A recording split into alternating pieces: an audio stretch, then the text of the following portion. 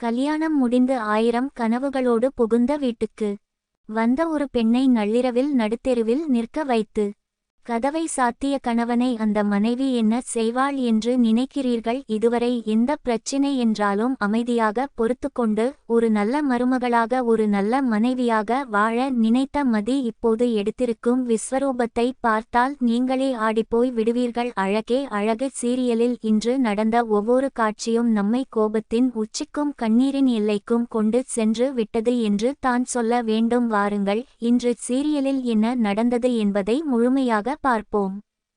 சீரியலின் ஆரம்பத்திலேயே சுரேஷ் தன்னுடைய வீட்டின் வாசலில் மிகவும் கோபமாக அமர்ந்திருக்கிறான். அவனுடைய முகம் முழுவதும் ஒரு கொடூரமான வெறி தெரிகிறது. அப்போது அங்கு வரும் அவனுடைய நண்பன் அவனிடம் ஏன் இப்படி கோபமாக இருக்கிறாய் என்று கேட்கிறான். அதற்கு சுரேஷ் தன்னுடைய வன்மத்தை கக்குகிறான்.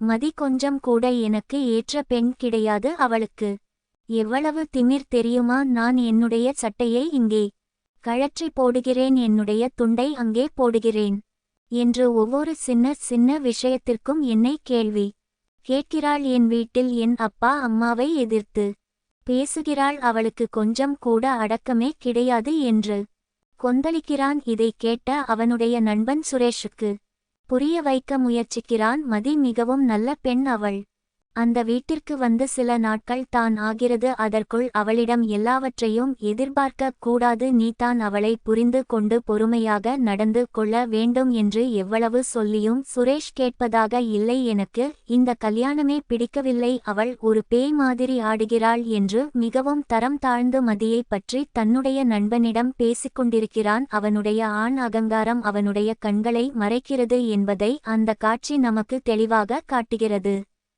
இதற்கிடையே வீட்டின் உள்ளே மதி மிகவும் சோர்வாக கையில் ஒரு டம்ளரை வைத்துக்கொண்டு யாருமற்ற அனாதை போல அமர்ந்திருக்கிறாள்.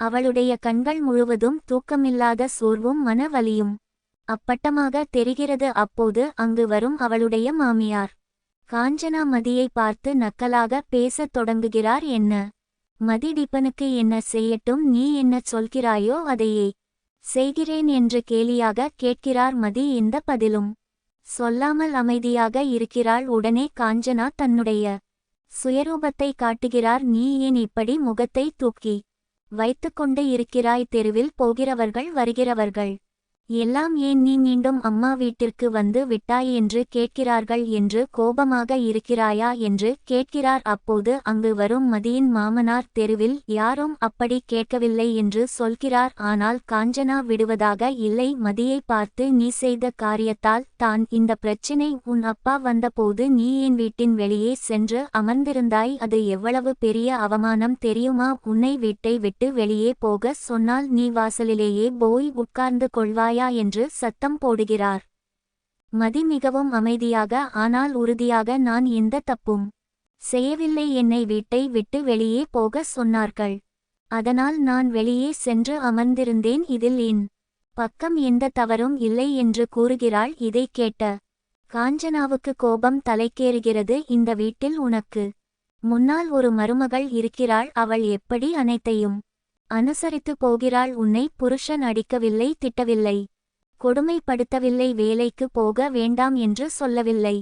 ஆனாலும் உனக்கு எவ்வளவு திமிர்? நீ எங்களிடம் மன்னிப்பு கேட்க வேண்டும் என்று மிரட்டுகிறார். ஆனால் மதி தான் எந்த தவறும் செய்யாத போது மன்னிப்பு கேட்க முடியாது என்று பிடிவாதமாக இருக்கிறாள். அப்போது மதியின் மாமனார் மிகவும் கோபமாக பேசுகிறார். இவர் சொல்வது தான் இந்த வீட்டில் சட்டம். அவர் மதியை பார்த்து இந்த வீட்டின் பழக்க வழக்கம் இப்படித்தான் இருக்கும், நீ அதை அனுசரித்து தான் ஆக வேண்டும். உனக்கு உன் கணவர் மீதும் எங்கள் மீதும் கோபம் இருந்தால் நீ இந்த வீட்டில் இருக்க முடியாது என்று முகத்திற்கு நேராக சொல்லி விடுகிறார். மேலும் காஞ்சனாவிடம் இவளை ஒரு 10 நாள் இந்த வீட்டில் விட்டு பிடி, பிறகு இவளை என்ன செய்வது என்று நான் முடிவு செய்கிறேன் என்று மிகவும் ஆணவமாக பேசிவிட்டு செல்கிறார். இதை கேட்கும் மதிக்கு தன் சொந்த வீட்டிலேயே தான் ஒரு அகதி போல ஒதுக்கப்படுவதை நினைத்து கண்கள் கலங்குகிறது. அடுத்த காட்சியில் சுரேஷ் தன்னுடைய அறையில் குறுக்கும் நெடுக்குமாக கோபத்தில் நடந்து கொண்டிருக்கிறான். அப்போது அவனுக்கு அவனுடைய மாமாவிடமிருந்து ஒரு போன் வருகிறது. அந்த மாமா சுரேஷிடம் மிகவும் விஷமத்தனமாக பேசுகிறார். நீ மதியை வீட்டை விட்டு துரத்தியது மிகவும் சரியான விஷயம். அவள் கொஞ்ச நாள் அவளுடைய அம்மா வீட்டிலேயே கிடக்கட்டும். உடனே சென்று அவளை கூட்டி வந்து விடாதே. அவளை 1 மாதம் அப்படியே தவிக்க விட்டால் தான் அவளுக்கு புத்தி வரும். பொண்டாட்டி என்றால் புருஷனுக்கு பயந்து நடுங்க வேண்டும். ஆனால் உனக்கு பயப்படாமல் அவள் எதிர்த்து பேசுகிறாள் என்றால் அவளுக்கு எவ்வளவு திமிர் இருக்கும். அவளை நல்லா அழ விடு என்று ஒரு பெண்ணின் வாழ்க்கையை கெடுக்கும்படி மிகவும் கேவலமாக ஆலோசனை கூறுகிறார். இதை கேட்கும் சுரேஷ் கொஞ்சம் கூட மனசாட்சி இல்லாமல், ஆமாம் மாமா, நீங்கள் சொல்வது 100க்கு 100 உண்மை, நான் அவளை சும்மா விட மாட்டேன் என்று கொக்கரிக்கிறான். இந்த நேரத்தில் தன்னுடைய அறையில் கண்ணீரோடு அமர்ந்திருக்கும் மதிக்கு தன்னுடைய கணவன் மீது ஒரு சிறிய நம்பிக்கை இன்னும் ஒட்டிக்கொண்டு இருக்கிறது. எப்படியாவது அவனிடம் பேசி விடலாம் என்று நினைத்து மதி சுரேஷுக்கு போன் செய்கிறாள். போன் அடிப்பதை பார்க்கும் சுரேஷ் முதலில் அதை எடுக்காமல் உதாசீனப்படுத்துகிறான். பிறகு போனை எடுத்து மிகவும் கொடூரமாக பேசத் தொடங்குகிறான். என்ன போன் செய்கிறாய்? வீட்டின் உள்ளே இருந்து பேசுகிறாயா? இல்லை, நடுத்தெருவில் அமர்ந்து கொண்டு பேசுகிறாயா என்று அவளை வார்த்தைகளால் சித்திரவதை செய்கிறான். உன்னை திருமணம் செய்தது என் வாழ்க்கையில் நான் செய்த மிகப்பெரிய தப்பு. உன்னை போன்ற ஒரு பெண் என் குடும்பத்தில் வாழ எந்த தகுதியும் இல்லாதவள். இனிமேல் என் முகத்திலேயே விழிக்காதே. உன்னை நான் கொன்று விடுவேன். நான் ஒரு காவல் அதிகாரி ஆக வேண்டும் என்று ஆசைப்படுகிறேன். அதற்காக தான் உன்னை பொறுத்துக்கொண்டு இருக்கிறேன். இல்லை என்றால் உன்னை என்ன செய்திருப்பேன் என்று எனக்கே தெரியாது என்று ஒரு மிருகம் போல கத்துகிறான். இந்த வார்த்தைகளை தன் காதால் கேட்கும் மதிக்கு நெஞ்சம் சுக்குநூறாக உடைகிறது. எந்த கணவனின் கையை பிடித்துக்கொண்டு தன் வாழ்க்கையை தொடங்க நினைத்தாளோ அவனே அவளை இப்படி வார்த்தைகளால் அசிங்கப்படுத்துவதை அவளால் தாங்கவே முடியவில்லை. அவளுடைய கண்களில் இருந்து கண்ணீர் மழையாக கொட்டுகிறது. அடுத்த நாள் காலை மதியின் வீட்டில் ஒரு மயான அமைதி நிலவுகிறது. மதியின் அம்மா வீட்டை பெருக்கிக் கொண்டு இருக்கிறார். அப்போது மதி தயாராகி கையில் ஒரு பெரிய பையோடு வெளியே வருகிறாள். அவளை பார்க்கும் அவளுடைய அம்மா அதிர்ச்சியடைந்து, எங்கே போகிறாய் என்று கேட்கிறார். அதற்கு மதி மிகவும் சோகமாக, நான் கல்லூரிக்கு போகிறேன். இனிமேல் நான் 2 நாட்கள் விடுதியில் தான் தங்க போகிறேன். அப்பா என்னை சில நாட்கள் தான் வீட்டில் இருக்க முடியும் என்று சொல்லிவிட்டார். அதனால் நான் இங்கு இருப்பதை விட விடுதியில் இருப்பதே நல்லது என்று கூறிவிட்டு வீட்டை விட்டு வெளியேறுகிறாள். தான் பெற்ற மகளை தன் வீட்டில் வைத்து காப்பாற்ற முடியாத அவமானம் அந்த தாயின் முகத்தில் அப்பட்டமாக தெரிகிறது. மதி சென்ற பிறகு அந்த தாய் மதியின் அப்பாவிடம் மிகவும் பயத்தோடு பேசுகிறார். இப்போது மதி அழுதுகொண்டு வீட்டை விட்டு போவது மட்டும் நம்முடைய மற்றொரு மகளான அழகு மலருக்கு தெரிந்தால் அவ்வளவு தான். அவள் சும்மா இருக்க மாட்டாள். அவளுடைய தங்கைக்காக அவள் எதையும் செய்வாள். அவள் இந்த குடும்பத்தையே நாசம் செய்து விடுவாள் என்று மிகவும் அச்சத்தோடு கூறுகிறார். அழகு மலர் எவ்வளவு தைரியமான பெண் என்பதையும் அவளுக்கு கோபம் வந்தால் என்ன நடக்கும் என்பதையும் இந்த காட்சியின் மூலம் நமக்கு தெளிவாக உணர்த்துகிறார்கள்.